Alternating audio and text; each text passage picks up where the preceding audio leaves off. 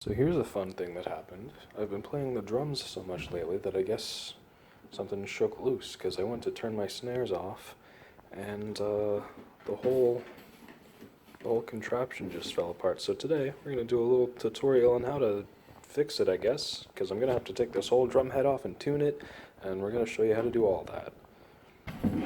As you can see, there's a couple of little pieces. A couple of little loose pieces in there, as well as this thing itself just being entirely loose. I don't think it would sound very good right now. I don't think we're going to try it. We've got the loose screw over there. Let's take this thing off.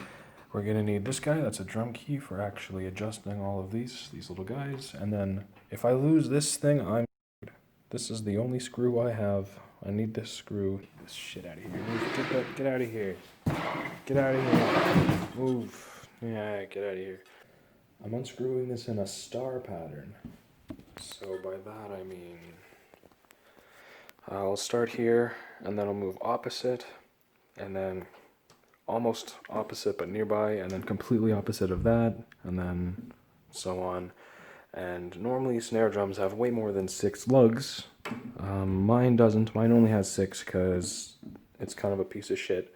But you're going to loosen them all at the same time, roughly evenly. So I said I'm going to start here. So I'll loosen that one, I don't know, half turn, and then this one a half turn, and then this one a half turn. And I'm being nice to this. I'm being nice to the head because I want to use it again. But if I were planning on throwing it away, maybe I wouldn't care about loosening them all individually.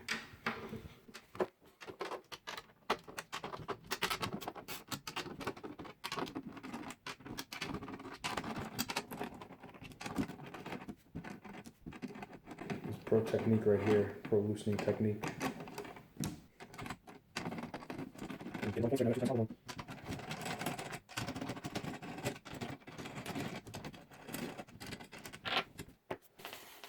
So they're quite loose at this point. We can just loosen them the rest of the way with our fingers. That guy's all the way loose.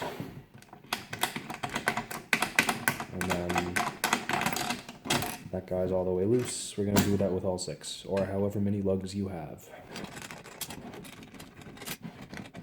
If you're having trouble doing this, or it's really gritty or grainy, you might want to take everything out, the lugs and everything, and sort of get a Q-tip and get all the dust out maybe, and then add a little bit of oil as a lubricant, and that can really help the process. So the whole hoop's ready to come off. We're going to lift the hoop off. Put that aside. And we got our naked drum here. We're ready to take the skin off. This might get a little PG-13 here, kids. Should I put something funny inside? So while I'm in here, I'm just going to give everything a tighten, all these little guys, make sure it's not going to fall apart on me again. Gotta get the screw lined up here. Can't really do that with one hand, so I'll show you in a sec when that's in place. Okay, screw is in the hole. Now the things that fell off were these guys here. We're going to put those back on thusly. Now on this guy, one of the sides of it is going to be a little bit sharper than the other, a little bit more edged. So you feel with your fingers, and this side that's facing the camera is a little bit sharper. So we're going to face that towards the wood so it gets a little bit more grip. And you just thread this thing on.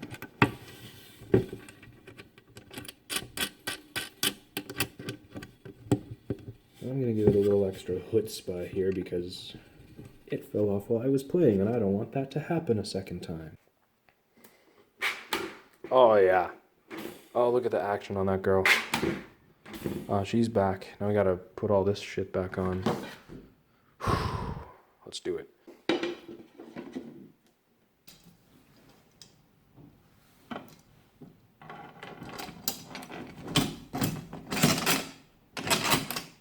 You line all your little screws and your lugs up with little holes. And then once they're all sort of very lightly threaded, just out of the way in the hole, tucked in, then you can start tightening it again. the last one, we're gonna get all of these finger tight, which means we're gonna tighten them all as tight as we possibly can with just our hands before we move on to using the drum key.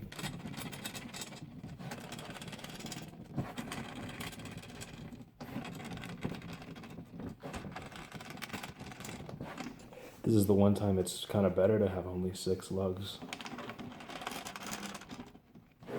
Give each one another last little twist as tight as you can get it.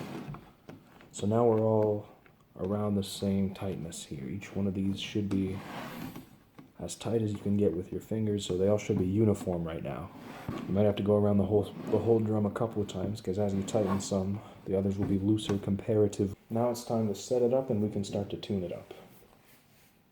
So I got a pretty sad sounding drum right now. You know, not that good. So again, we're going to tune it up using that same star pattern we used before. So I'm going to give each of these, I'm going to say an entire turn with my drum key here. A whole turn. 1, 2.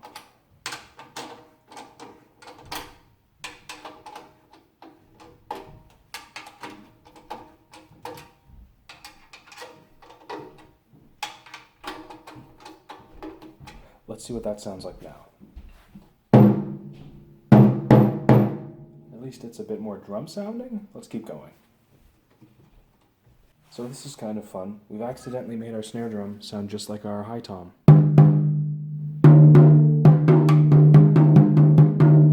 They're tuned to the same note. How fun is that? I want to mess with that a little.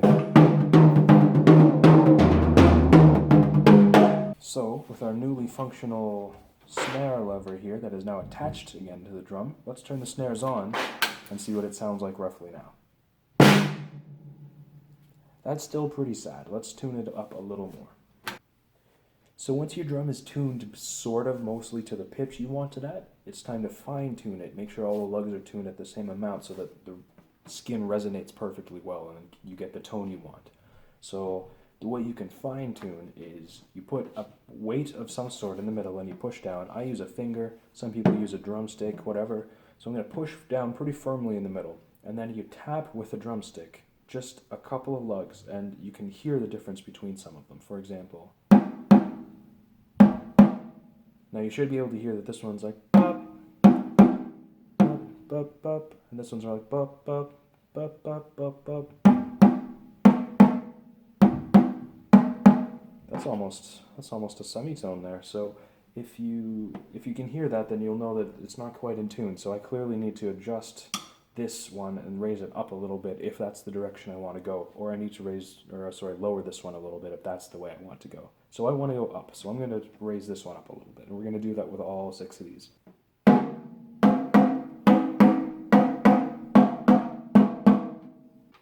So the reason we do it in a star pattern is because it's bad for a drum to be tuned all at once on one side, because then it's just not healthy for something to be all the way stretched in one area but not in another, you know?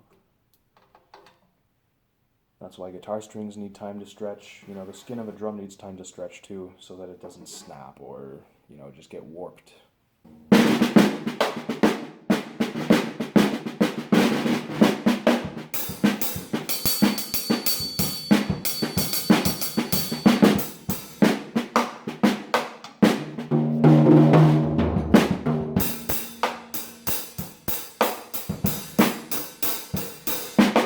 So that's sounding a lot nicer.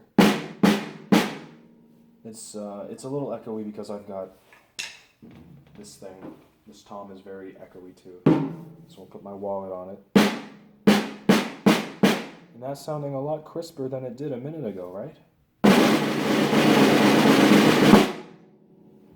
I might try a tiny bit higher, just a hair.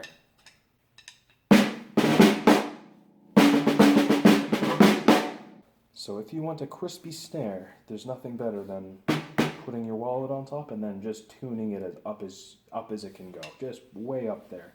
You can tell that you're sort of getting close to the threshold when you're turning it, and you can start to feel a little bit of resistance. So you want to be wary of that. I've never seen firsthand what can happen if you over-tune it, so I'm not entirely sure, but I don't think I want to find out, so you shouldn't either. That's it for the drum video. Thanks for watching me mess with my snare drum after it fell apart.